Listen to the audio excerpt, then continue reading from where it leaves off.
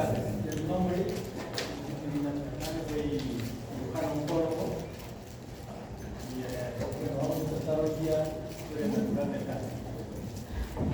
Antes que nada, les decirles que el cáncer, como ya deben saber, en las clases de oncología, no es una sola enfermedad.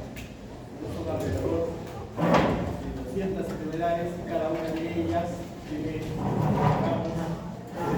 estadios, puede ser 4 de promedio.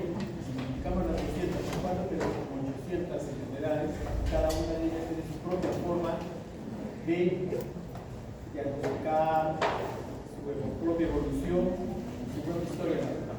Entonces es una amplia especialidad de la oncología, donde no solamente pues están las principales especialidades básicas de cirugía oncológica, medicina oncológica, radioterapia. Voy a tratar la parte de la oncología, que es en la siguiente clase, pero que aparte de eso hay otras especialidades. Ustedes mismos no se imaginan, por ejemplo, puede haber cardio-oncología, oncoinmunología, o sea, es una especialidad enorme, que hace pues de que esta especialidad, si bien es cierto que en el siglo pasado se decía que es una enfermedad de muy mal pronóstico y que probablemente pues que tenía el diagnóstico de cáncer ya era sinónimo de muerte, sufrimiento para el paciente, sufrimiento para la familia. En el mundo actual el cáncer se cura alrededor del 55% a 60% en los países desarrollados. En nuestro país estamos curando el 33%, es decir, 1 de cada 3 pacientes con cáncer. ¿Y eso por qué? Porque el diagnóstico se hace tardíamente. Entonces, ¿qué es la historia natural del cáncer? La historia del cáncer es muy amplia, pero como ejemplo de la historia natural del cáncer, nosotros vamos a abarcar desde el momento que se va a iniciar el cáncer hasta es decir, etapas subclínicas, hasta el momento que podemos llegar a hacer el diagnóstico, el tratamiento, vemos la evolución e incluso vamos a ver las etapas finales en todo caso, si es que no ha llegado a curación. Entonces, eso significa la historia natural del cáncer. Como dice ahí, la evolución, ¿no?, de la enfermedad, desde su inicio hasta su fin. Y abarcamos una serie de factores, de fases, ¿no? Detección temprana, diagnóstico, tratamiento, prevención. Y lo que es importante que sepamos es el hecho de que cuando nosotros hablamos de cáncer, desde que se va a formar la primera célula neoplásica, existen algunas etapas que vamos a ver un poquito más adelante. Sin embargo, para que una célula se convierta en célula cancerígena, es necesario que haya un daño sobre el ADN que se encuentra en el núcleo, ¿no?, de la célula. Entonces, ese daño que hay en ese núcleo va a producir una multiplicación acelerada. Finalmente, pues, este tejido tumoral puede invadir otros órganos o la enfermedad de distancia. Entonces, para que eso ocurra, como dije, hay 3 etapas. Una que se llama iniciación. ¿Qué es la iniciación? Es la etapa mediante la cual las células van a sufrir la acción de agentes externos, de tal forma que estos agentes externos van a dañar la estructura del ADN a nivel del núcleo de la célula. Al estar dañada esta célula, ya va a haber cambios estructurales, ¿no? Y entonces los agentes que van a iniciar estos cambios a nivel celular se llaman agentes iniciadores, pero no solamente son los únicos que van a actuar sobre las células. Una vez que esto ha ocurrido y hay estos cambios a nivel del ADN, vamos a tener otros agentes que son agentes promotores, es decir, que van a hacer que esta célula comience a multiplicarse de forma alterada. Eso es la promoción. En la segunda etapa, el inicio del cáncer, aparte de los agentes iniciadores, tenemos los agentes promotores. Es decir, que mediante estos, la célula sigue sufriendo pues, estímulos que van a hacer que todas las células se multipliquen y se van transformando en células malignas. Entonces, como les había manifestado, estos agentes iniciadores pueden ser múltiples. Por ejemplo, virus, pueden ser bacterias, puede ser radiación, sustancias químicas y aún trastornos genéticos o hereditarios. Pero es importante saber más adelante cuál de todos estos factores de repente es el que mayor riesgo tenemos de que cambie a la célula. Entonces, esta serie de factores iniciadores van a alterar al ADN celular, y una vez que esto está alterado, tienen otros agentes que se llaman agentes promotores que van a hacer que estas células alteradas comiencen a proliferar en forma desordenada. Hay procesos inflamatorios, fibroblastos, toxinas, etc. Incluso van a salir más allá del epitelio donde se originaron, invadiendo vasos sanguíneos, vasos linfáticos, haciendo que la enfermedad se disemiне. Y finalmente, la tercera etapa, el inicio del cáncer, optimización, promoción de la progresión. ¿Y qué significa esto? Que estas células, por este crecimiento desordenado y descontrolado,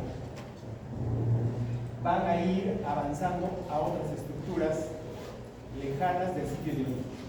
¿Y a través de dónde se van a ir a esos otros sitios? A través de los vasos linfáticos, de los vasos sanguíneos. Entonces, si se originó en un sitio, puede ir a, por ejemplo, dar una metástasis. Entonces, eso es la progresión. Si se originó, por ejemplo, acá hay la reunión a través de estos vasos o del pulmón, en este caso, carcinoma del pulmón, a través de los vasos sanguíneos se está yendo a metastasizar el riñón. Eso es progresión. Pero una vez que esto ocurre, nuestro organismo no se queda tampoco sin actuar. Comienza a tener ciertas reacciones para tratar de impedir que esto ocurra. Entonces hay algunos mecanismos que van a tratar de reparar este daño que ha sido ocasionado en las células, en el ADN de las células. También hay algunas enzimas que van a destruir las células que están alteradas, pero para que todo esto ocurra necesitamos tener un sistema inmunológico en buenas condiciones. Por ejemplo, los pacientes, las personas con inmunodeficiencia adquirida, tienen más riesgo de tener varios tipos de cáncer porque el sistema inmunológico está venido a menos, ¿no? Entonces, en resumen, ¿qué es el cáncer? Base a lo que hemos encontrado, para que lleguemos a tener células neoplásicas o cancerosas, necesitamos unas fases, ¿no? Agentes iniciadores, promotores y la progresión. Pero ¿qué es en sí el cáncer? El cáncer se define por dos palabras, nada más. Y todas las enfermedades que les he dicho, que son alrededor de 200, pero si vemos en sus diferentes etapas son como 800, todas se van a caracterizar por lo mismo. Entonces, ¿qué es el cáncer? El cáncer es la pérdida de la apoptosis. ¿Qué es la apoptosis? La apoptosis es la muerte celular programada. O sea, todas las células tienen su momento de nacer, reproducirse y morir. De todo tienen un lapso. Pero cuando se ha alterado entre las fases que hemos visto, estas células, esta capacidad de muerte celular programada llamada apoptosis se pierde. Entonces, una de las características del cáncer es pérdida de la apoptosis, es decir, de la muerte celular programada. Entonces, al no haber eso, las células comienzan a proliferar en forma indefinida y indeterminada. ¿Ya? Pero, ¿cuál es la otra característica? Esa es una. Y la otra característica es la capacidad de metastatizar, es decir, dar enfermedades. Esas dos cosas es lo que define el cáncer. Pérdida de la apoptosis y capacidad de metastatizar. Eso es cáncer, la definición, finalmente. Entonces, ¿cómo vamos a ver aquí? Por ejemplo, esto es una célula normal, no hay alteraciones en el núcleo, en el ADN. Por algún motivo se dañó alguna célula, se repara el daño celular, y si no se puede reparar, va a ocurrir la apoptosis, la muerte celular progresiva, y la célula ahí queda, ¿no es cierto? Pero ¿qué ocurre en el cáncer? En el cáncer hemos dicho que ya hay trastornos a nivel ya del ADN. Entonces se ha producido la iniciación, después se va a producir la promoción y la la iniciación, promoción y progresión. Finalmente, pues las células van a crecer de forma descontrolada, y no solamente como ven aquí, crecen de forma descontrolada, sino también alterando la morfología de las células. No son iguales, son células de diferente tamaño. Es una pérdida de la apoptosis, pérdida de la muerte celular normal. Se la dio la célula, pero no ocurre que se van a morir esas células, sino tienen una inmortalidad de células de cáncer. Y finalmente, si se originó en un sitio, van a ir a otro sitio. Se llama la capacidad de metastizar. Se van a bajar estas células de un melanoma a través del torrente sanguíneo o de los linfáticos a diferentes sitios de nuestro organismo. Esa es definición de cáncer. Ahora, a veces algunos pacientes pues, nos preguntan, ¿no? Dice, pues, ¿mi cáncer es benigno o es maligno? No hay forma, ¿no? Cuando hablamos de cáncer estamos hablando de tumores malignos. Pero si hablamos solamente de tumores, los tumores pueden ser benignos o pueden ser malignos. Tumores malignos es sinónimo de cáncer, no hay cáncer benigno, definitivamente. Ahora, tumores benignos son aquellos que van a crecer, ¿no es cierto? Como en este caso, por ejemplo, estas células han comenzado a proliferar, crecen, pero se detienen ahí. Tienen la misma, más o menos, forma de la célula de nuestro originó. Y no aparece el epitelio y no aparece en la membrana basal, están dentro del órgano intestinal. A diferencia de las células malignas que van a proliferar de forma descontrolada, comienzan a crecer, comienzan a alterarse también las células. Es decir, la pérdida de la apoptosis. Y finalmente pueden invadir y atravesar la membrana basal de los epitelios, atravesando los vasos sanguíneos, los vasos linfáticos y eliminar la distancia. Es decir, vuelvo a repetir, tienen capacidad de metastizar. Esa es la diferencia entre los tumores benignos y malignos. A diferencia de las otras especialidades, el cáncer es una gran especialidad que a nivel mundial es una, no voy a decir la única, por supuesto, pero es una de las especialidades donde mayores investigaciones hay y mayores avances al momento actual existen. Así como esto hay también a nivel mundial, hay una organización que es parte de la Organización Mundial de la Salud, que es la Agencia Internacional de Investigación en Cáncer, que tiene su sede en Lyon, en Francia, donde también se encargan de estudiar la epidemiología del cáncer, es decir, por qué hay más cáncer en determinados lugares, por qué se produce, etc., ¿no? Y dentro de esta existe la Asociación Internacional de Registro de Cáncer. Yo llegué a Arequipa en más o menos el año 2000 a trabajar y no había pues nada no había registro de cáncer en Arequipa, entonces yo me aporté a formar el registro de cáncer de Arequipa, que fue finalmente el tercero de Perú, ¿no? Porque el primero fue el registro de Lima Metropolitana, el registro de cáncer de Trujillo, el segundo de Lima Metropolitana y en Arequipa. Entonces yo en el año 2000 logré la creación del registro de cáncer. Actualmente, desde esa fecha hasta ahora soy el director, pero ya hemos sacado 5 publicaciones a nivel mundial. Una de ellas era la Premio Nacional de Investigación en Cáncer. Entonces, somos parte de la Relación de la Agencia Internacional de Investigación en Cáncer. Por ellos hemos ido a todo el mundo, nos corremos, nos invitan a charlas. Igual, dentro del Perú, por ejemplo, yo he ido a capacitar sobre el registro de cáncer a Piura, Trujillo, todo el norte prácticamente, ¿no? Prefieren que nosotros capacitemos que los de Lima, que son mucho más grandes que nosotros, porque ya pues conocen el centralismo limeño, ¿no? Entonces ya por ahí nomás se puede ver cómo es que colegas de otros departamentos prefieren que los capacitemos nosotros y no los de Lima metropolitana. Entonces la epidemiología nos va a permitir ver por qué un determinado tipo de cáncer, por ejemplo, se produce en tal país, en tal región, cuáles son los factores que van a originar esto, ¿no es cierto? Y también nos prefiere la mortalidad. Por ejemplo, a nivel mundial, en el año 2020, 10 millones de personas han muerto solamente en el 2020 por cáncer. 10 millones a nivel mundial. Mama, pulmón, colon, próstata son las principales causas de cáncer. Y cuando hablamos de cáncer, pues existen algunas de esos. El cáncer es hereditario, hay una duda, o es contagioso, o es incurable. Y como ya les aclaraba, ¿todo tumor es cáncer? No, ¿cierto? El tumor puede ser benigno y maligno. Pero el cáncer sí, pues es cáncer, o sea, es maligno. No puede haber cáncer benigno o maligno. Pero el tumor sí, puede ser un tumor benigno o un tumor maligno. Entonces vamos a ir viendo esto, y de la tercera duda que les dije ya les prometí, no, el cáncer no es singular, está recuperando el cáncer en el 55-60% de los países desarrollados, y en el Perú el 33% estamos hablando.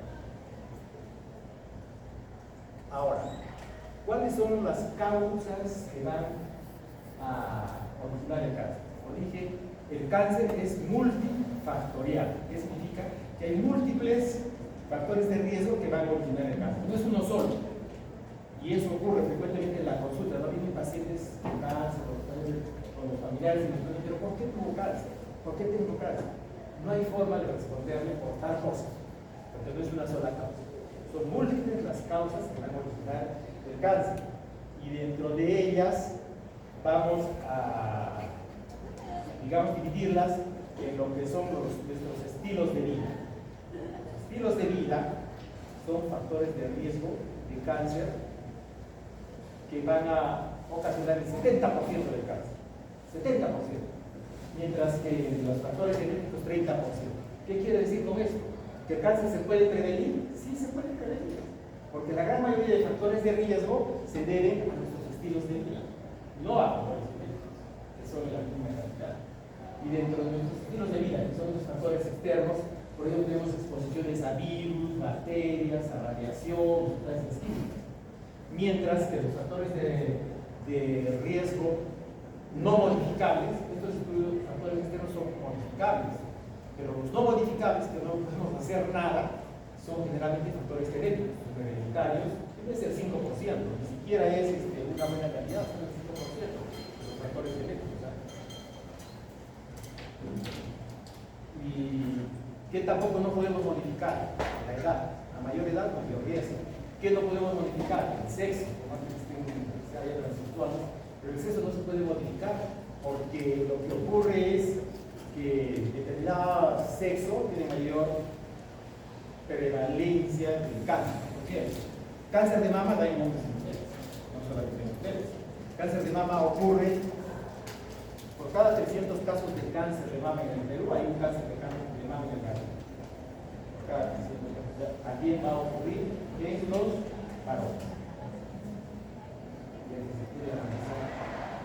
Entonces, como dijimos, la historia natural del cáncer es del momento que se inicia hasta el momento de tratamiento, de evolución, o hasta el final de todo este periodo del cáncer. Entonces, los factores que van a influir en la historia natural que vamos a desarrollar ahora son factores biológicos, ambientales, personales y de salud, salubridad. Factores biológicos que generalmente van a depender del cáncer. ¿Qué depende del cáncer? El grado y tipo de tumor. ¿Qué es el grado histológico? El grado es la,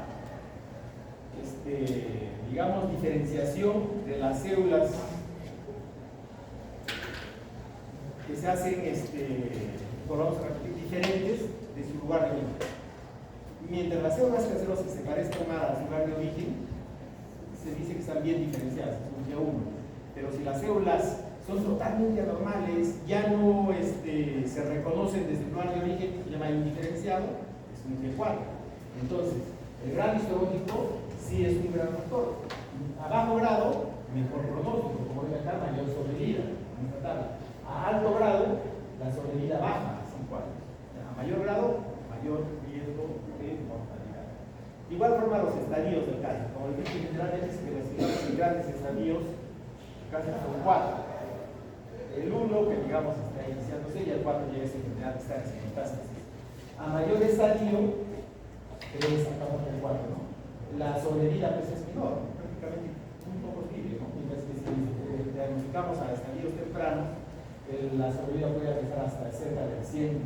Entonces, estos son factores biológicos que van a depender del tumor, el grado histológico, la estadificación o etapificación, como decimos los españoles, que incluye el TNN, que es el de tamaño tumoral, N node, en inglés es ganglios, y su alveolar viene metástasis. En base a esto se hace el estadio. Entonces, estos son los factores biológicos de los cuales tenemos, son algunas características. Otros factores que van a influir en la historia natural de acá son los factores ambientales. Nosotros en el milenio pasado pensábamos, bueno, en los años 70, 1970, 60, se pensaba que el cáncer era básicamente producido por el medio ambiente, por la contaminación ambiental. Y eso no es así, es solamente el 10% de las causas de cáncer, no es más. ¿Ya? Entonces pensábamos que eso era así, pero igual es un factor de riesgo, y por ejemplo las radiaciones solares, mientras más alta sea el índice de UVB, es decir, la radiación ultravioleta D, mayor riesgo de cáncer de piel, por ejemplo, como acá, ¿no? O si hay expuesto a otro tipo de radiaciones beta, de estas plantas nucleares, las bombas atómicas, hasta a mayor radiopotencia, mayor riesgo de leucemias. Entonces, esos son otros factores ambientales que están relacionados con agentes carcinógenos. Dentro de estos también tenemos la contaminación del medio ambiente. Por ejemplo, los carpinteros continuamente están expuestos al humo, a la madera, ¿no? a la viruta, eso, y les puede dar cáncer nasofaríngeo. No se protegen y todo están inhalando eso. Otro tipo de contaminación pues son esas grandes chimeneas de las fábricas que contaminan sí el medio ambiente, pero como les dije, estos factores solamente constituyen el 10%. Esa va también del riesgo, pero es el 10%. Y todos estos factores que estamos hablando son prevenibles, sí son prevenibles, podemos prevenir. Podemos prevenir la contaminación ambiental, podemos prevenir la exposición a virus, a radiaciones, a bacterias, son factores de riesgo prevenibles.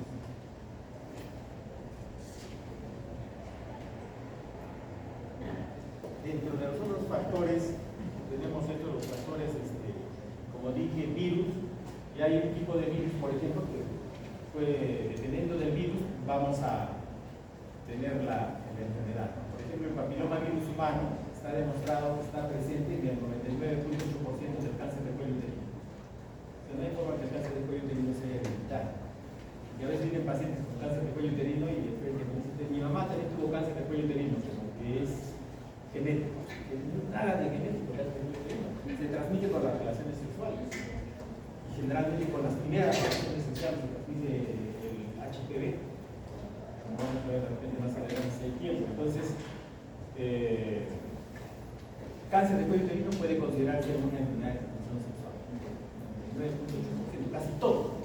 Cáncer de cuello uterino es por la infección del papilomavirus humano. Igual, ya hemos visto, se va a introducir a la célula, va a incluirse en el ADN y cambia pues, los genes produciendo la proliferación de la célula. Otro tipo de virus que también pueden ocasionar, por ejemplo, cáncer, es el virus de la hepatitis B. El virus de la hepatitis B está relacionado con el hepatocarcinoma, ¿ya? También puede originarse ahí. Los virus de la Epstein-Barr por linfoma de Burkitt. Y así tenemos otro tipo de virus, como el virus del sarcoma del HIV, que es un virus asociado al sarcoma de Kaposi, etc. Entonces, así como hay exposición a virus, el sarcoma de Kaposi, también puede haber cáncer que está relacionado a exposición a bacterias.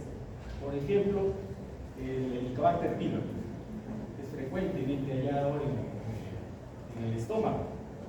Y el Helicobacter pylori, si no se trata adecuadamente, puede ocasionar cáncer de estómago. ¿Qué tipo de cáncer? Generalmente el tipo de linfomas. Son cánceres de pus. Pero también tenemos entonces cáncer relacionado a bacterias.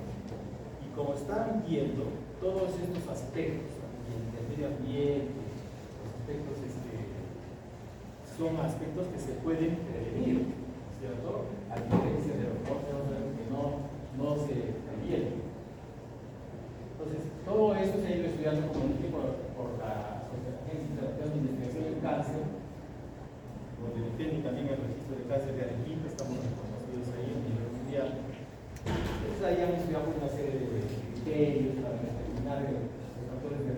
ambientales, por ejemplo, contaminación del agua, los productos de la desinfección también pueden ocasionar un carcinógeno, y la contaminación atmosférica, productos que están ahí, que como les dije, que son alrededor de todo el 10%.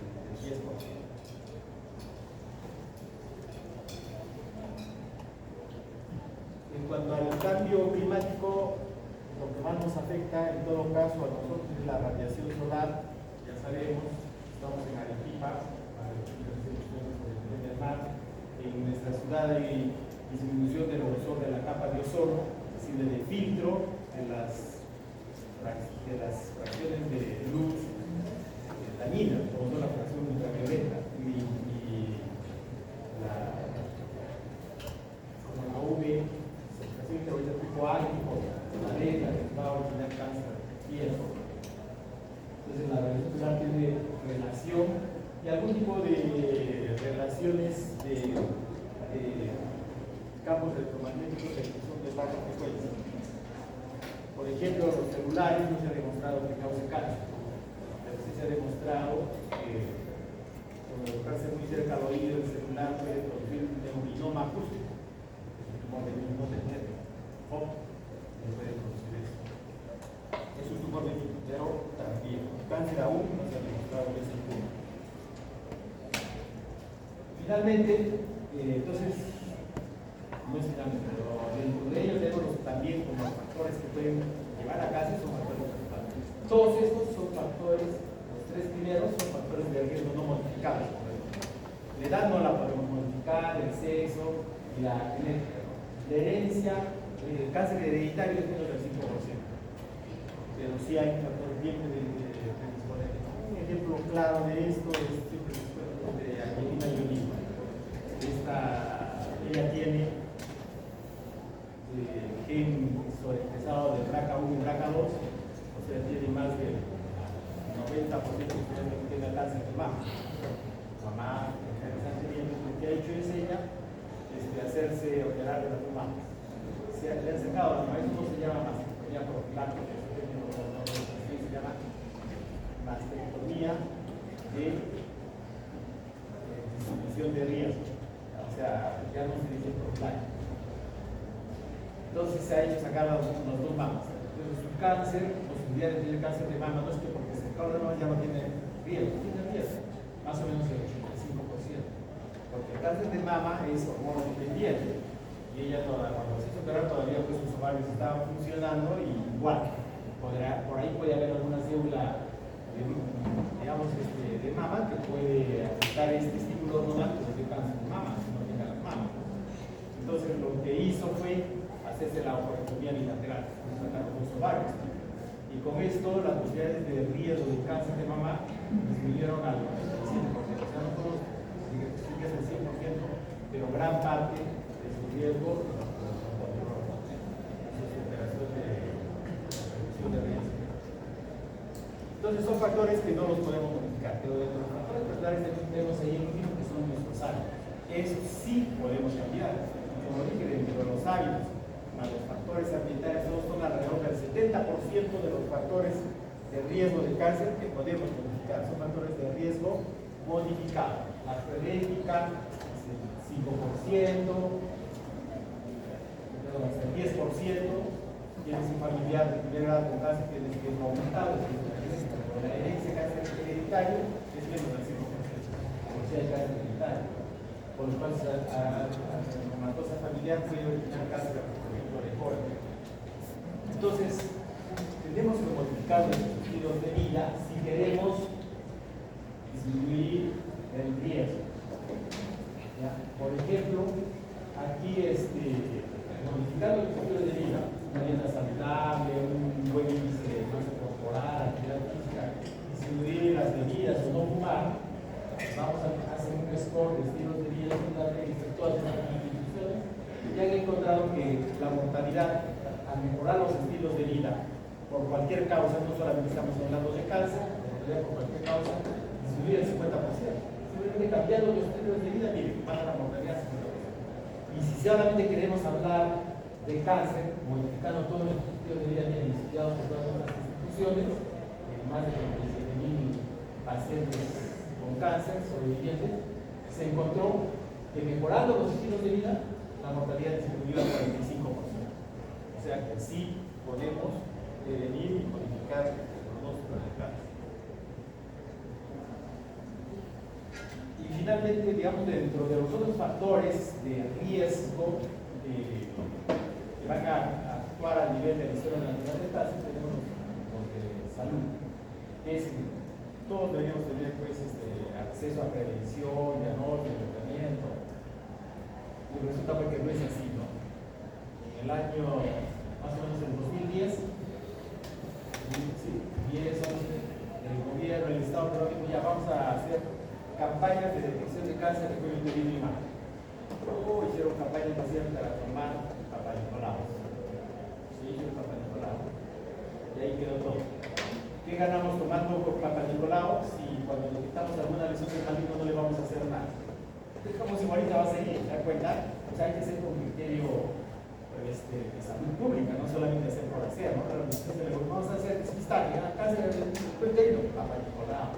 Y bueno, hicieron una gran cobertura, pero no se decía nada de los que tenían alguna lesión prevalente. Bueno, pero ¿acaso simplemente hacer esa toma de muestra ya disminuye el riesgo? No, porque no se acompañaba con buenas políticas de salud pública. Entonces, todo eso hay que considerar. Por ejemplo, según todos estos estudios poblacionales, se ha encontrado que en Japón, cáncer de estómago es más frecuente. Estilos de vida, tipo de alimentación, saladas, ahumadas. En China, cáncer de hígado, por la presencia de una bacteria que invade el hígado y que puede producir hepatocarcinoma.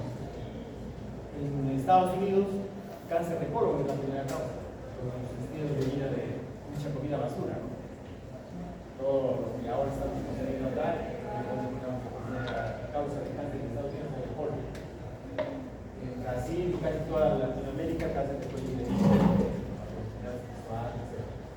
Entonces, de acuerdo a los países como Australia, por ejemplo, la primera causa de cáncer es la piel, el melanoma, porque está a nivel ecuatorial y hay una radiación terrible. Entonces, todo eso ha estudiado epidemiología y ha demostrado que en cada uno de estos países puede haber este tipo de cáncer de acuerdo a los factores que les estaba mencionando. Entonces, todo eso se ha llegado a saber. Una vez que ya se inició el cáncer, se fueron las primeras fases, ¿no? La iniciación, la promoción, la progresión, después ingresa todos los factores de riesgo que hemos descrito ahora, factores de riesgo genéticos hereditarios que son el 5 a 10%, el otro 70% que son los estilos de vida. Una vez que ya se ha desarrollado el cáncer, entonces ya vamos a pasar a la enfermedad en sí, ¿no? La enfermedad en sí va a consistir o va a tener una serie de etapas. Entonces, por ejemplo, la fase preclínica es aquella etapa en la cual todavía el cáncer no se ha manifestado porque ya está latente. Ahí puede haber algunos síntomas que son específicos. En la fase clínica ya los síntomas son más evidentes, uno a veces va ya para que se haga el diagnóstico. La siguiente fase es parte del diagnóstico hacia el tratamiento, que es la fase terapéutica. La evolución, o se curó el paciente o va a progresar, y su fase terminal en caso haya progresado la enfermedad. Entonces, los factores de riesgo aumentan la posibilidad de desarrollar cáncer. Y como dije, la gran mayoría son factores de riesgo modificables, es decir, el 70% podemos modificar, hay un 30% que no lo podemos hacer.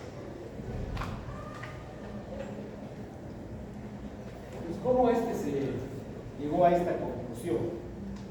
Más o menos en los 70, 1970 por ahí, se comenzó a estudiar a los japoneses. Como les dije, la primera causa de cáncer en Japón, ¿qué es? Cáncer de estómago. Entonces, y bueno, a nivel mundial en esa época no se sabía mucho, ¿no? Entonces, cáncer de estómago en japoneses debe ser racial. Son amarillos, ya todos ellos van a dar cáncer, no, era la primera causa. Entonces, ¿qué hicieron? Siguieron a un grupo de japoneses que se fueron a vivir a Estados Unidos. Si es racial, igual ellos van a hacer cáncer de estómago, ¿no? Eso es la raza. Se fueron a vivir, ¿qué encontraron? Que la primera generación de japoneses seguía teniendo cáncer de estómago como primera causa, viviendo en Estados Unidos. Pero ¿qué pasó con la segunda, tercera y demás generaciones de japoneses, descendientes de japoneses? Su primera causa de cáncer fue el culo. O sea, ¿por qué? Porque adquirieron los estilos de vida de los americanos. Mientras que la primera generación no, pues estaba más o menos siguiendo los mismos estilos de vida de los inviernos, ¿no? De Japón. Cáncer de estómago, comidas saladas, ahumadas, crudas, ¿no? Mientras que los otros no ya comían comida chatarra. Entonces se demostró así de que no era, por ejemplo, el cáncer de estómago genético, no tenía que ver, no era racial, sino se procede de acuerdo a los estilos de vida de cada uno. Y así es que se demostró entonces que el riesgo va a depender mucho de nuestro estilo de vida. Lo que sí no se puede cambiar, pues, es la edad, como le digo. A mayor edad, mayor riesgo, sobre todo cáncer de colon, cáncer de mama. Y si vamos a hablar de factores de riesgo, por ejemplo, para cáncer de cuello uterino, no sé si ya alguien ha tratado conmigo, no deben saber la respuesta. ¿Cómo se llama una palabra que defina a la primera relación sexual? Digan algo, si quieren la otra, no me dijeron debut. Primera relación sexual.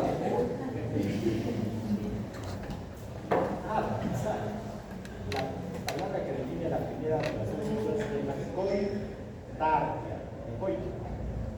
Coitarquia, la primera relación sexual. Entonces, cuando la coitarquia está cerca de la menarquia, mayor riesgo de cáncer de cuello uterino, porque si inicio precoz de actividad sexual, menos de 17 años. ¿Cómo se llama el número de parejas? Una palabra que define el número de parejas sexuales.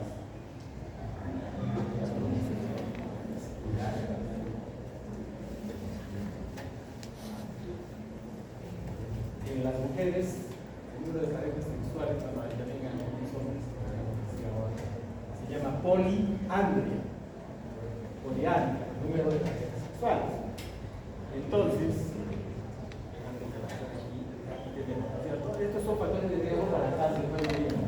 Coitarquia, cerca de la menarquia, poliandria, las parejas sexuales, el cigarrillo. Se ha demostrado que las mujeres fumadoras tienen 4 veces más riesgo de tener cáncer de cuello uterino que las que no fuman, porque ahí deben ser los metabolitos de la del cigarrillo. Y lo demás, ajuste anticonceptivos, alta calidad, son factores de riesgo no muy conocidos. Entonces, queremos ver el perfil epidemiológico del cáncer de cuello uterino, como dije, ahí dice coitarquia cerca de la menarquia. Dentro de lo que es la poliandria, pero parejas sexuales, ahí podríamos ver la promiscuidad. El tabaquismo ya les dije,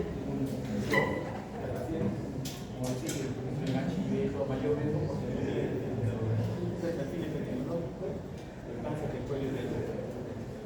Entonces, resumen.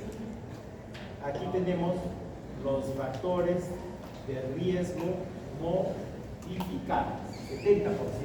Miren, todo esto se puede modificar. El tipo de alimentación es 35% puede llevar a cáncer. Eso lo podemos cambiar. Tabaco, 30%, el comportamiento sexual, las infecciones, exposición al alcohol, todas las causas que todos estos son factores de riesgo modificados. O sea, sí podemos modificar, porque les he dicho que el cáncer no se va a producir por una sola causa. El número de causas que van a ir sumándose y en una de cada. Entonces son factores de riesgo modificados, la gran mayoría que es el 70%. Bueno, ya creo que tenemos una receta también de tabaco, ¿no? ¿Sí? Bueno, el asunto es de que el humo del cigarrillo tiene un montón de metabolitos que van a, se los fuimos sacando unos cuantos, pero lo que va a producir la dependencia del cigarrillo, ¿qué es? La nicotina. La nicotina hace que tenga siempre ganas de fumar. Pero hay otros, como el monóxido de carbono, el arsénico, eso que acá es lo que se limpia los baños, desinfectantes, todo eso, cadmio de las pilas, níquel, igual, los residuos de pesticidas, todo eso que contiene el humo del cigarro. Por eso es de que ahora ya los cartillas de cigarrillo no dicen que el cigarrillo puede producir cáncer, no, el cigarrillo produce ya está demostrado. Igual, como dije, el 30% tipo de alimentación. Tenemos que cambiar los estilos de vida, incluir los alimentos preservados, carnes ahumadas, conservadas en sal. Todo eso tenemos que cambiar y tratar de ver un estilo de vida más saludable. El alcohol es otro factor de riesgo también que va a llevar a cáncer. Hay que tratar en lo mínimo de disminuir el alcohol. Ya dijimos de la radiación solar, la UVA, la radiación solar ultravioleta tipo B, es la que va a ocasionar cáncer de piel.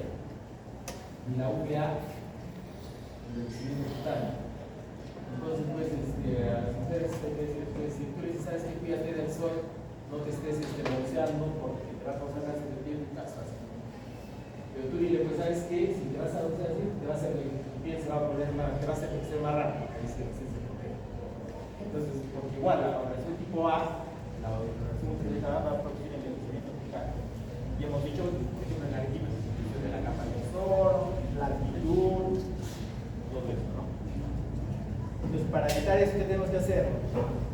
Estar, por ejemplo, protegernos de las horas puntas, de 10 de la mañana a 4 de la tarde, tratar de no estar expuesto al sol, no usar bloqueadores solares, factor 90, sobre todo en el vidrio, por encima, lentes oscuros, etc. Digo, en cuanto a las radiaciones ionizantes, por ejemplo, la planta de energía nuclear de Chernobyl, cuando hubo ese accidente, las ciudades cercanas, todos los habitantes sufrieron la radiación, y prácticamente todos tienen cáncer de tiroides. Así también tiene relación con eso. Ahora, por ejemplo, si hay trabajadores que están con el cemento, que es el asbesto, eso que les puede dar cáncer de pleura, o el pulmón, ¿no? La pleura, y de acuerdo al tipo de ocupación debe ser al tipo de cáncer. Por ejemplo, en tubulas pesticidas puede haber cáncer de vejiga, o como en la época del siglo del 18, ¿no? 19, todavía no se sabía nada de cáncer, pero había, entre comillas, en Londres encontraron que estaban hablando de 18 encontraron que había bastante cáncer de escroto. Entonces comenzaron a estudiar por qué había cáncer de escroto. Y se dieron cuenta de que ahí pues ustedes deben haber visto Londres, pues, todo esto es, como dicen, clima panza de burro, igual que Londres, ¿no? O sea, totalmente nublado, gris. Entonces, para evitar el frío que hay, todas las casas prácticamente tienen chimeneas. Entonces, ahí en esa época hay una ocupación que se llamaba deshollinador. O sea, bajaban por las chimeneas, limpiando las chimeneas. Y si tenían una chimenea chiquita, mandaban a su hijito a limpiar por la otra chimenea. Entonces, se encontraron que los deshollinadores hacían pues la limpieza y todo el hollín de la chimenea se desinfectaba en el escroto. Y no se bañaban. No se bañaban, lo dejaban así y se dieron cuenta que esa era la causa del cáncer. Pero dijeron, no, si haces eso tienes que bañarte y se evitó cáncer. Esto ya prácticamente casi no hay cáncer. Se han visto cómo en la historia de la medicina y cómo se han ido dando cuenta cómo esto ha ido cambiando. Entonces, ahora, en cuanto a comportamientos sexuales, ya hemos dicho, ¿no? El papillomavirus humano, la HPV, es un factor que está presente en el 99% de los casos de cáncer, pero también puede haber el virus tipo 1 y 2, el HPV1 es un primo del HIV, del papiloma, del virus de la inmunodeficiencia, y este es un virus lento. Si no se contagia con esto, recién le va a dar cáncer de 50 años. Ahora, la hepatitis B que hemos dicho que sí es un tipo de virus que puede ocasionar hepatocarcinoma. Dentro de los otros factores de riesgo, bueno, podemos tener el caso, por ejemplo, de cáncer de mama, exposición a estrógeno. Entonces, si hablamos de cáncer de mama, En 30 segundos tenemos que hacer los factores de riesgo para un paciente. Le preguntamos la menarquia. ¿Qué edad fue la menarquia? Factor de riesgo similar a precoz, es decir, antes de los 12 años. Menopausia tardía, después de los 52. Nuliparidad, es decir, no tener hijos o tener el primer hijo después de los 30, son factores de riesgo. Entonces, ¿a qué se debe esto? A la exposición prolongada a los estrógenos que se van a producir durante los ciclos menstruales. Los ciclos menstruales producen dos tipos de estrógenos, que entre comillas nos vamos a llamar cancerígenos. ¿Cuáles son? Son la estrona y el estradiol. Siempre hablan de esos estrógenos de la mitad del ciclo para adelante van a aumentar y eso va a ir estimulando el tejido mamario. Ustedes no se quedan embarazadas antes de los 30 años, ya viene un estímulo prolongado en la mama y el riesgo aumenta. No significa que van a tener, pero el riesgo aumenta, ¿no? Entonces por eso decimos uniparidad, ¿sí? No tener hijos o tener la menarquia precoz, la menopausia tardía va a estar expuesto a un gran periodo a estos estrógenos nocivos. Pero si quedan embarazadas, ya estos estrógenos ya no están presentes, porque ya no hay ciclos menstruales. Más bien va a aparecer otro tipo de estrógeno, que entre comillas lo podemos llamar protector, que es el estrógeno placentario de la placenta, que se llama estriol. Entonces el estriol sirve como un estrógeno placentario, un estrógeno protector. Entonces no solamente va a estar presente los 9 meses del embarazo, sino también todo el periodo de la lactancia, ¿no? Entonces, todos estos periodos, digamos, de corte, de exposición a estos estrógenos nocivos de los ciclos menstruales, entre comillas, aparentemente disminuye el riesgo de cáncer de mama. Entonces, es como la manera como actúan esos factores de riesgo. Como dice ahí, ¿no? Menarquia precoz, menopausia tardía, tener el primer hijo después de los 30, o no tener hijos, son factores de riesgo. Entonces a veces van a la consulta preocupados las pacientes. Ayer me ha pateado mi esposo, me ha pateado mi hijito. O sea, hay confusión en la mama y se van preocupados de la consulta. Las golpes en la mama no son factores, no sean parte de cortes. Estamos hablando de que va a dar cáncer. En segundo lugar, si tenemos en cuenta la lactancia materna, es decir, no dar de lactar no es un factor de riesgo. Quieres dar de lactar, no, pero lógicamente lo indicado es dar de lactar un año por lo menos para que le des las defensas a los recién nacidos, ¿no? Pero se ha demostrado que dar de lactar un año más bien es un factor protector. O sea, te va a proteger porque va a transmitir justamente la exposición a estos otros estrógenos nocivos. Factor de protección, que tiene que lactar por lo menos un año, porque la mayoría están ahora tratando de lactar 6 meses. Un año. Factor de protección. Entonces, condiciones no son factores de riesgo. La lactancia tampoco es factor de riesgo, es factor de protección. Y en cuanto a la genética, ya hemos dicho, ¿no? Es menos del 5%. Y lo hereditario, pues, es en algunos tipos de enfermedades se va a dar.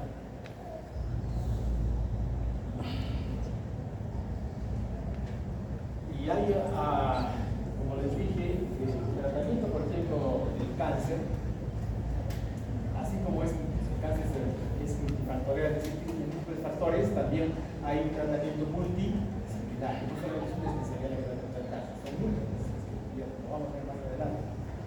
Y dentro de ellas pues tenemos la cirugía oncológica y el o sea, ¿qué trata la cirugía oncológica? Trata la enfermedad local y regional, o sea, vamos a sacar la tumoración y los ganglios regionales.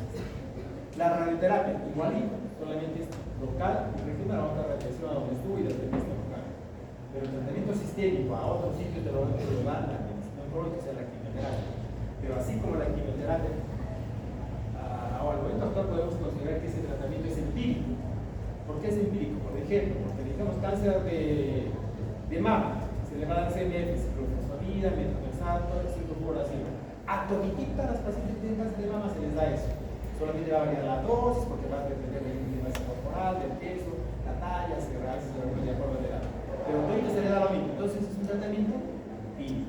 Pero ahora ha evolucionado tanto que ya las terapias son dirigidas de acuerdo a las cosas. O sea, ya no es tratamiento empírico. Entonces se va a actuar sobre los oncogenes. ¿Qué son los oncogenes? Son genes que van a producir mutación para que se origine cáncer. Pero así como los oncogenes son aquellos que van a promover la aparición de cáncer, en nuestro organismo también, por inmunidad, tenemos genes supresores de cáncer, que van a regular y luchar contra este desarrollo de cáncer. Una vez que el cáncer sea originado, alrededor de donde esté el cáncer se va a producir la aparición de nuevos vasos, que es la oncogénesis, a través de los cuales también se puede diseminar la. Entonces, hemos dicho ya que la segunda característica de lo que es el cáncer es la capacidad de metastatizar, es decir, a través de los vasos linfáticos o los tejidos sanguíneos se va a ir a sitios distantes del sitio de donde aparece. ¿Y esto por qué se debe? Porque las células malignas van a atravesar la membrana basal de los epitelios de nuestro pulmón. Ya deben saber por histología que los vasos linfáticos y los vasos sanguíneos no están en los epitelios. Los epitelios de los vasos linfáticos están debajo de la membrana basal. Debajo de la membrana basal están los vasos linfáticos y sanguíneos. Entonces, cuando se origina el tumor, como hemos visto, se origina en el epitelio, de ahí va a atravesar la membrana basal y va a llegar al sitio donde se encuentran vasos, se encuentran linfáticos, y ahí va a producir una reacción inflamatoria. Esta reacción inflamatoria es la que corrompe pues, el medio donde se está desarrollando el cáncer y va a hacer pues, de que más bien progrese el cáncer, formándose las células tumorales con mayor rapidez. La inflamación que va a producir eso.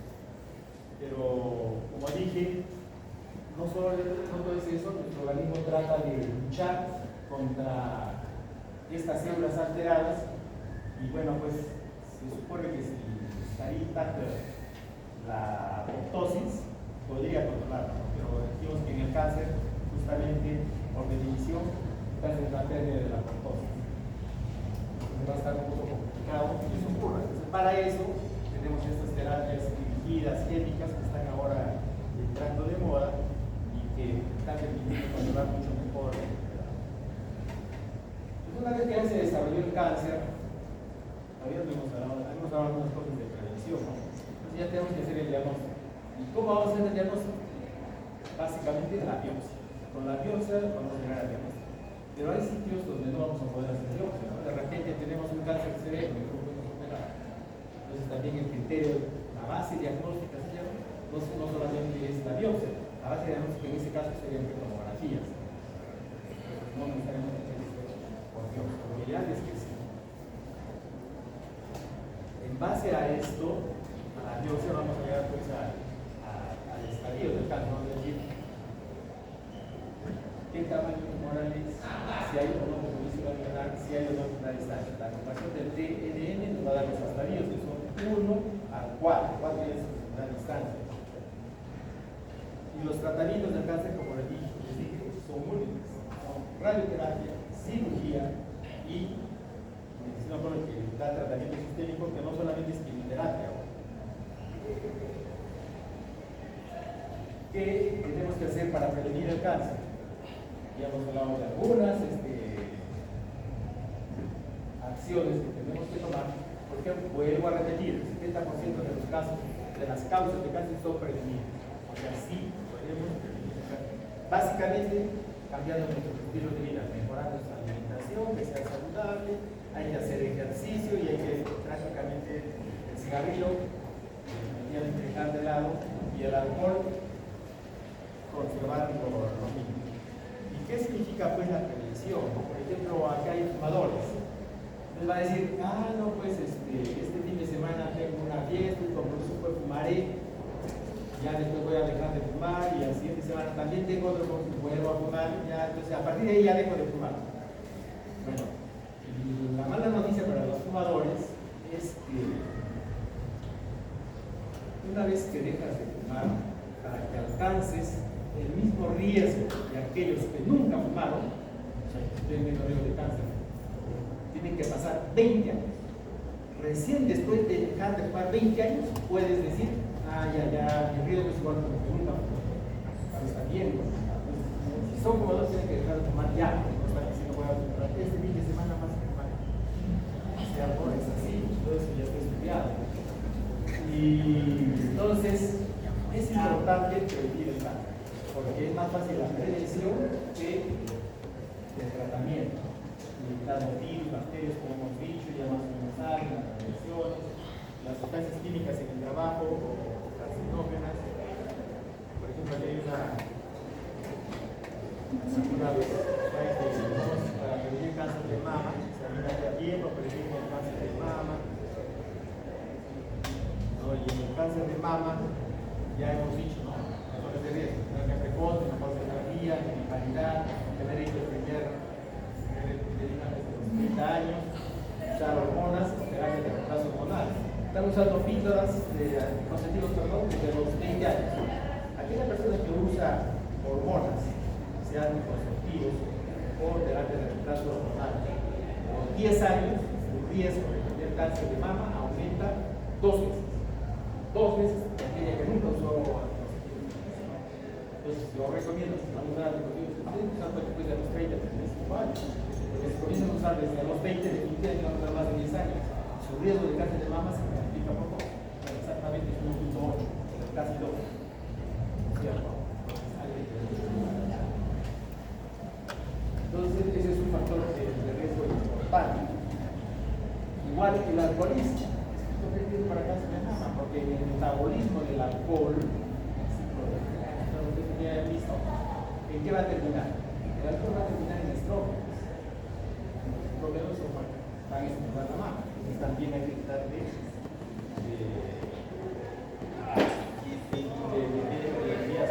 Entonces, para eso hay que factores que van a proteger la mama. Hemos dicho la lactancia por un año. Acá decía, antes decía 24 meses, antes decíamos 2 años. Por ejemplo, un año siempre.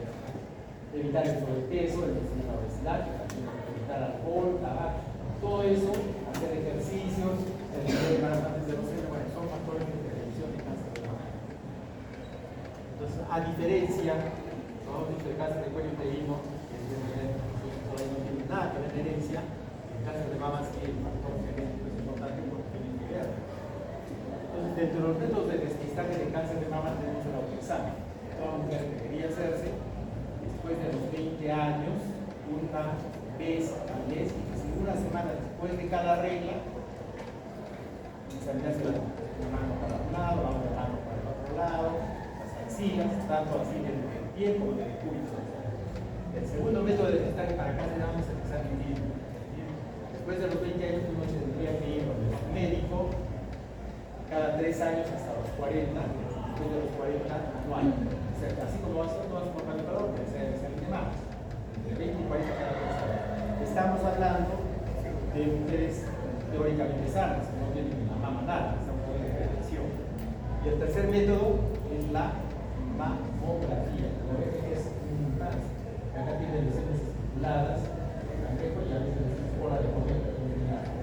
Entonces, eso es la utilidad de la mamografía. Ahora ya saben los 3 métodos de despistaje de cáncer de mama. Una encuesta vamos a hacer. Van a votar levantando la mano. ¿Cuál creen que de los 3 métodos, cuál creen que es el más importante? Ya vamos a comenzar con el autoexamen. ¿Quién cree que el autoexamen es el mejor método para el despistaje de cáncer de mama? Levante la mano. ¿Quién está a favor del despistaje? Uno. Y el examen clínico que vaya a donde su médico va a examinar. Peor, nadie cree en sus médicos, ¿ves? ¿Se dan cuenta? Nadie va a confiar en ustedes. Entonces, ¿cuál es el mejor método? La mamografía. ¿Quién está de acuerdo con la mamografía? Bueno, está bien. En resumen, es cierto. Porque el peor método de despistaje es el autoexamen de la mama.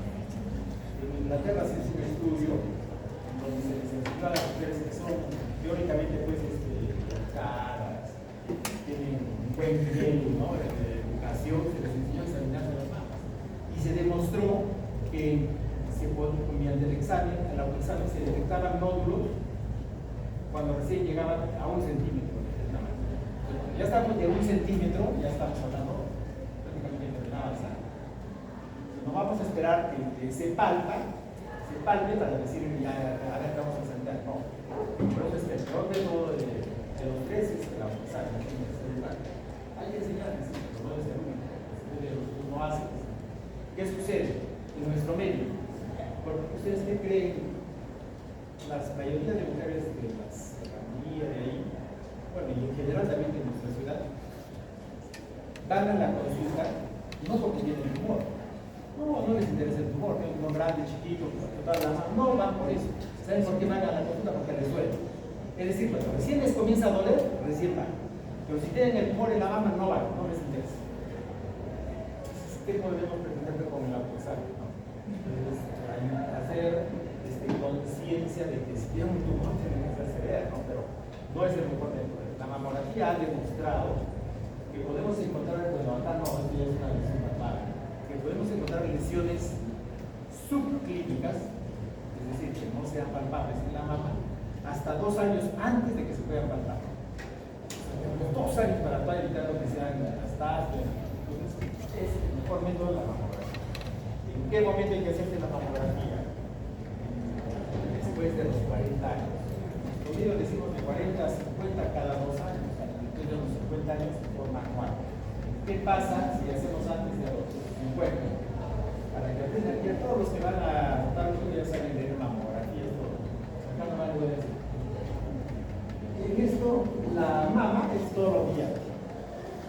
Y todo lo gris es tejido graso. ¿Qué pasa en las mujeres que están en la edad fértil, antes de los 40 años? Hay mayor tejido mamario. O sea, vas a ver casi todo blanco. No vas a poder, exacto, denso, no vas a poder distinguir qué hay ahí. Pero después de eso, ya como el tejido mamario se reemplazado por tejido graso, ya hay contraste. Por eso la mamografía no se puede hacer antes de los 40. Se pide, sí, en algunos casos profesionales, pero lo ideal es complementar en todo caso la mamografía con ecografía. Y esto es lo que decía les adelanté, de que cuando son fumadores, disminuir el riesgo del tabaco. Hay que disminuir el riesgo del tabaco. Mejor dicho, hay que dejar de fumar de una vez, porque recién se va a alcanzar el nivel de los que no fumaron a los 20 años. El riesgo recién se va a disminuir en ese tiempo.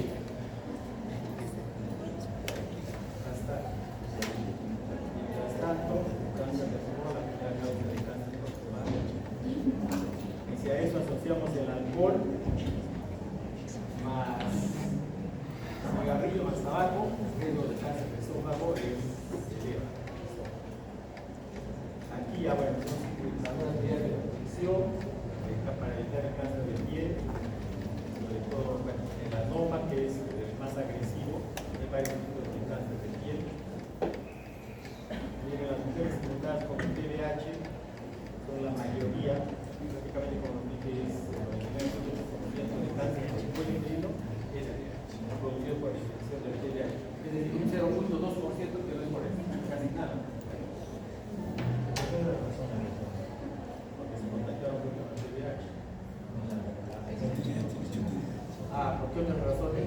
Hay otros tipos de cáncer, metástasis, de otros clichés, carcinomas, colisión, que se llaman. Tienen que pedirse por el tumor. En todo caso, por el fibro hormonal. No hay forma. Esta es la cuestión del papillomavirus. Bueno, acá se algunos mesoteliomas, por ejemplo, puede haber en los trabajadores de las minas, por ejemplo, en la rumbo de todas esas minas. Entonces, lo importante es para llegar, para, digamos, cortar esta historia natural de cáncer que puede llegar a curar o no, o progresar, es una detección temprana. Es decir, antes de que dé la enfermedad, o si ya está, demostramos el cáncer, tiene que ser en sus etapas iniciales para que tengamos mayor probabilidad de éxito. Entonces, ¿cómo vamos a hacer la detección temprana? Ya hemos dicho, en las mujeres, pero para detectar el cáncer de cuello uterino, el Papa Nicolau fue el gold estándar en los países desarrollados. ¿Qué ha permitido? El cáncer de cuello uterino en los países desarrollados esté alrededor de del 12º lugar de los cánceres en mujeres. SNAP, nuestro medio, es el primer lugar. Entonces ya nuestro problema es público. ¿Por qué? Porque toda mujer que tiene relaciones sexuales ya sabe que tiene que ir a hacerse su papá Nicolau. Porque si no haces tu papá Nicolau, corres el riesgo de que aparezca un cáncer. ¿No es cierto? Entonces el papá Nicolau fue el gol estándar. Fue. Porque ahora el mejor examen de despistaje para cáncer de cuello uterino ya no es el papá Nicolau. El Mundial de la Salud no es el tercer lugar. El segundo método de despistaje es la inspección visual por ácido acético, IAA. ¿Qué es eso?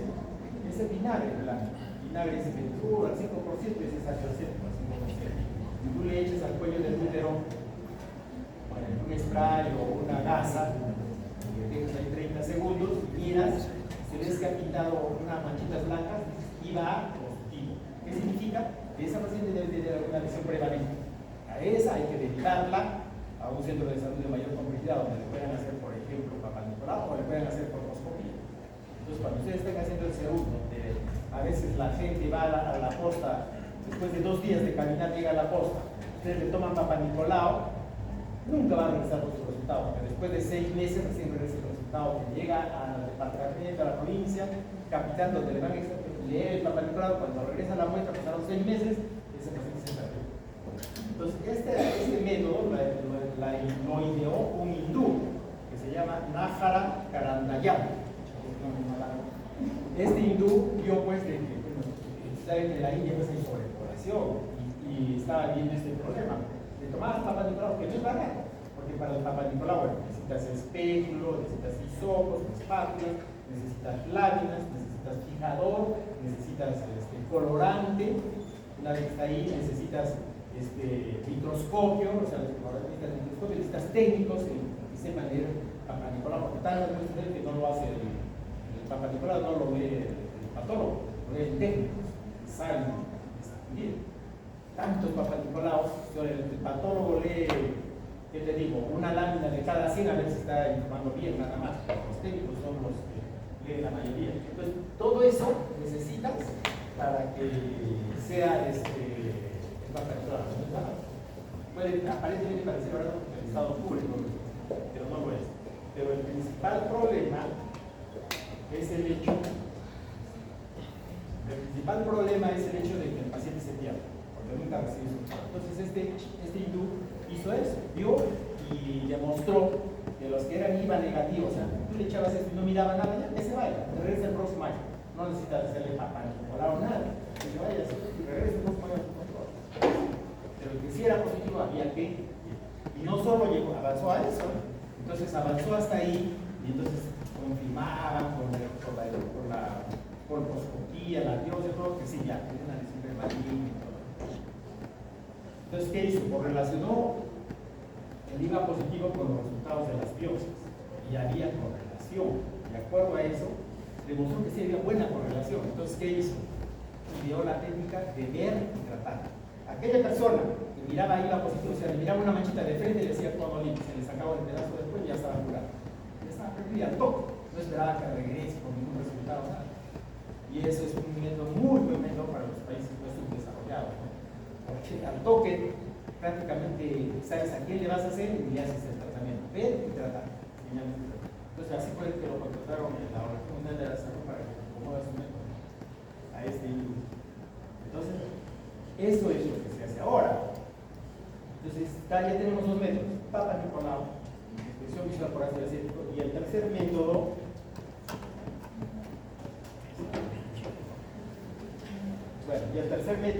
es la tipificación del papiloma virus. ¿Por qué se hace cáncer de cuello uterino? Por la infección del papiloma virus. Entonces tenemos que tipificar el papiloma virus. ¿Por qué? Cuando yo hago el papá Nicolau, ¿qué estoy viendo? Estoy viendo células alteradas. ¿Y por qué se han alterado estas células? Porque ya hubo un factor iniciador, es decir, los virus que dañaron el ADN de estas células y se empezaron a alterar. Desde el momento que contagiaste y que este virus de alto riesgo comenzó a dañar las células, hasta que aparezcan estas células en el papá Nicolau pasan hasta 3 años. O sea, tenemos un periodo ventana que no hacíamos nada.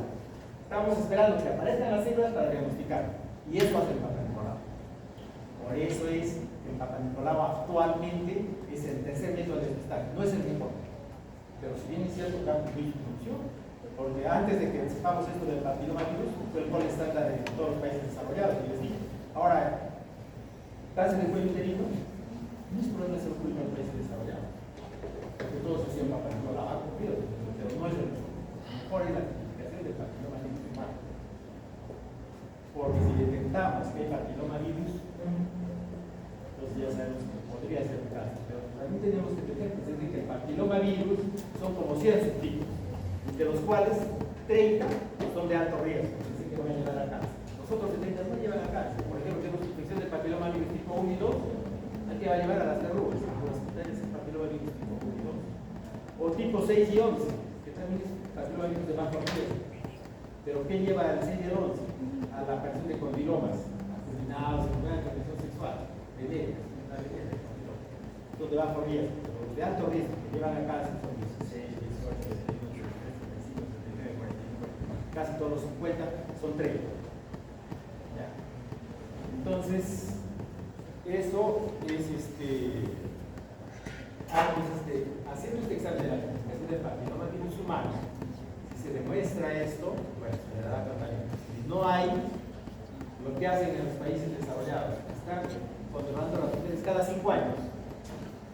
Recién después de 5 años le pueden hacer otra prueba, no como estamos viendo acá, anual los papillomavirus, que ahora se están diciendo que hay que hacer cada 3 años. Tiene razón. ¿Por qué? Porque desde el momento que se infecta hasta el momento que va a llegar a ser cáncer invasivo pasan hasta 18 años. Tenemos tiempo suficiente para encontrarlo antes de que llegue a cáncer. Entonces, hacerle la tipificación cada 5 años no está viendo nada.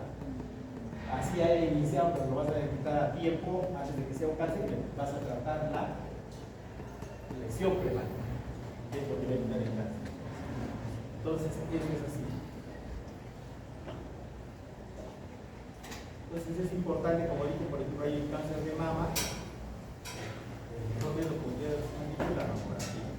Y en colon, ¿qué método tenemos? La sangre UTGS. Se prepara al paciente 72 horas, comer carnes rojas, hace su reconstrucción que lleva al laboratorio y le estudia la resistencia de UTGS, que es el TERO. O el FOD, que es para los ingleses. O el DINOFOD. Si encuentras que hay sangre meses después de ayuno de carnes rojas, tienes que hacerle la colonoscopia, porque por algo está sangrando. Si tú le haces a un paciente ya ha comido carne roja, por la carne que ha comido va a salir positivo, que está 3 días, 72 horas sin comer carne. Y si ahí le encuentras, probablemente hay un caso de colon que está sangrando. Hay que hacer colonoscopia, hacer otro examen de sangre, colonoscopia y el examen oculte negras para...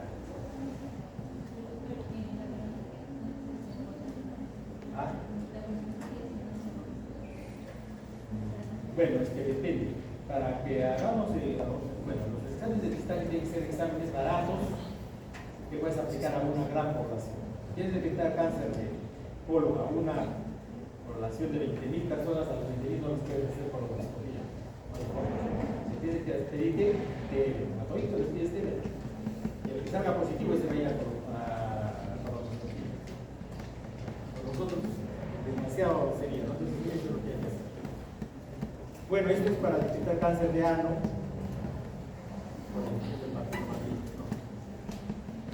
Cáncer de, hemos dicho que el 99.8% de los casos de cáncer de cuello uterino son los de papillomavirus. El 45% de los casos de cáncer de pene es por papillomavirus humano. También hay cáncer de pene. Si ustedes se imaginan hay cáncer, todos. Cáncer de clítoris, cáncer de labios, todos. Entonces hay que tener cuidado de que entonces, si un paciente tiene que es cáncer, ya no tiene la calidad de vida no va a ser buena. Entonces, tenemos que tratar de evitar que llegue a cáncer. Si no podemos, tratar de diagnosticarlo precozmente. Y si está en estadios tardíos avanzados, tenemos que tratar de darle calidad de vida. El dolor las infecciones, cosas así, para que el paciente se sienta mejor para que esté viviendo sus últimos días. Entonces, así el cáncer, muchas veces pensamos de que solamente va a dar a los adultos, no, también puede haber en niños. Y en niños ocurre el 3% de los casos de cáncer son niños, 3%. Y acá en el registro de cáncer por final del equipo hemos demostrado que es el 2.9 porque estamos dentro de lo que es a nivel mundial y en Argentina también. Y ya dijimos, de las personas mayores, entre más riesgo, más se da más riesgo. Entonces, ¿qué ocurre? Vienen a mi consulta con su mamá, su papá de 80, 90 años, chiquitos, y vienen pues con los hijos, ¿no? Tiene la cáncer, hay que darle tratamiento, no, pero va a resistirá, que por la edad no quiere darle tratamiento. Entonces yo les digo, miren, si el señor, la señora tuviera 50 años, ¿no le daría tratamiento? Sí, y ahora porque tiene 90, ¿por qué no le quieren dar? ¿Cuál es el inconveniente para tomar? Después de que todos ellos han hecho lo máximo por ustedes han dado toda su vida, ahora que están viejitos que se mueran, pues no les das. No es así. No tiene nada que ver la edad para el tratamiento. Nada que ver. En todo caso, lo que condiciona el tratamiento son factores médicos. Por ejemplo, que tenga una cardiotoxicidad, que tenga, no, que no pueda mostrar el tratamiento, porque si le vamos a hacer de repente va a ser un paro, qué sé yo. Son cuestiones clínicas. No le da, ¿verdad? No es ningún motivo para no darle tratamiento al paciente. Eso está que quede claro. Entonces, y todo eso ha llevado a que el cáncer, como les dije inicialmente, sea una de las especialidades donde mayores avances hay, definitivamente, en todo sentido, no solamente en los diagnósticos, mejorando los diagnósticos, en el mismo tratamiento quirúrgico hemos avanzado de lo ultra radical. Por ejemplo, una mastectomía ultra radical, ¿qué significaba? Decía pues que los ganglios por cáncer de mama, cáncer más adicional, los ganglios axilares y los ganglios de la mamaria interna. La mamaria interna corre por todas las articulaciones secundarias. Entonces había que sacarle todo el pectoral. Todo el pectoral le sacaba y quedaba un hueco, estaba en la barriga costal y tú mirabas al paciente con la piel ahí y la piel del corazón ahí. Eso era la radical clásica. Yo he visto a una paciente cuando me estuve formando, a una paciente hizo así con medida de que le habían hecho eso. Después hemos ido evolucionando y ahora que estamos haciendo la cirugía oncoplástica. Ya no es cirugía solamente de conservación, porque la cirugía de conservación es decir, tiene un tumor en la mama, le sacas el tumor, pero queda todo hueco, todo hundido, todo. No, ahora lo que hacemos es cirugía oncológica, le remodelamos la mama. Yo antes hacía, hasta unos casi 8 años atrás, mastectomías, casi todo era mastectomía, sacar la mama. Ahora ya no, ya era conservadora, pero ya desde más de 6, 8 años atrás estoy haciendo oncoplástica. Entonces las mastectomías que hay casos que hay que hacer, ya se las toman los productos de allá, cuando estoy diciendo, ellos hagan. Yo estoy haciendo cirugía oncoplástica, ¿tú qué vas a hacer? Le remodelas la mama. La mama operada le queda mejor que la otra. Bien redondita, más levantada, que son bien orientados, que son juveniles, la otra está en la cintura, la otra está allá. Tenemos que nivelar la otra mama. ¿Eso qué se llama? Simetrización. Tenemos que simetrizar, se levantar la otra mama. Y eso deberíamos hacer al mismo tiempo. La idea es que salga pues con las dos manos iguales. Pero recuerden, en el sistema de salud que tenemos tantos pacientes que operar, que hacer la simetrización te quita el turno de otra paciente que tiene que operarse importantes, que tiene que estar esperando 2 o 3 meses. Y hacer una que tenga como 2 operaciones. ¿No? Entonces eso es un poco la libertad. Pero habría que hacer simetrización al mismo tiempo. Queda muy bien. Además, cuando ya operamos de mama, tenemos que respetar la mama social. Ahora no saben qué es la mama social, tan grande si no saben. ¿Qué es mama social? ¿Quién me dice? Definición de la mama social. Entonces, ahí está. Después va avanzando rápidamente, que voy avanzando muy rápidamente. La mama social es la parte visible de la mama. Entonces las mujeres debemos poner un escote. ¿Qué tal encima le haces un corte? Ya no va a poder mostrar nada, ¿no es cierto? Va a poner hasta acá. Entonces cuando hacemos cirugía oncoplástica, hasta ese criterio tenemos que tener. Evitamos tocar esta parte para que quede bien. Si ya la paciente de por sí ya está sufriendo un cáncer, está sufriendo todo eso, lo menos que podemos hacer es darle una buena apariencia, que no sufra por eso. aparte de eso, toda la mama deformada, entonces todo eso hacemos con la cirugía omoplástica, que es lo que estamos haciendo ahora. Y dependiendo del sitio de la mama donde esté, las técnicas son diferentes. Es un montón de técnicas.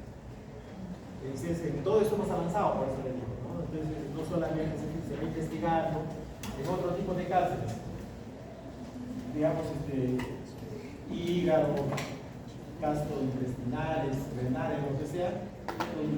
Actualmente seguimos haciendo la cirugía convencional, de la cirugía convencional abierta, más un tanto. Antes todavía se decía que el mejor cirujano que hacía una incisión grande, decía grandes incisiones, grandes cirujanos, porque se supone que si era más grande le sacaban más cáncer con la posibilidad de que no recurra, ¿no? No era así. Ahora estamos con la cirugía mínimamente invasiva, el MIS. Ya no es solamente laparoscópica, estamos en era robótica. Ustedes leen artículos de cirugía, casi toditos son de cirugía laparoscópica. De cirugía abierta, convencional ya no existe. Y de robótica están comenzando a subir los datos. Y en América, en Chile tienen 10 robots, en Argentina no. En Brasil tienen un montón más de 50 robots, y en el Perú 0 robots. Recién el año pasado hemos adquirido dos, uno para la neoplástica y otro para la clínica internacional.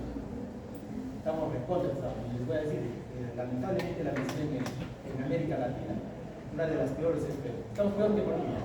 Bolivia nos lleva lejos de lo que es todo lo que es gastro. Ahí tienen unos centros de gastroenterología, puro japonés, en Venezuela están bien adelantados en lo que es cáncer de mama.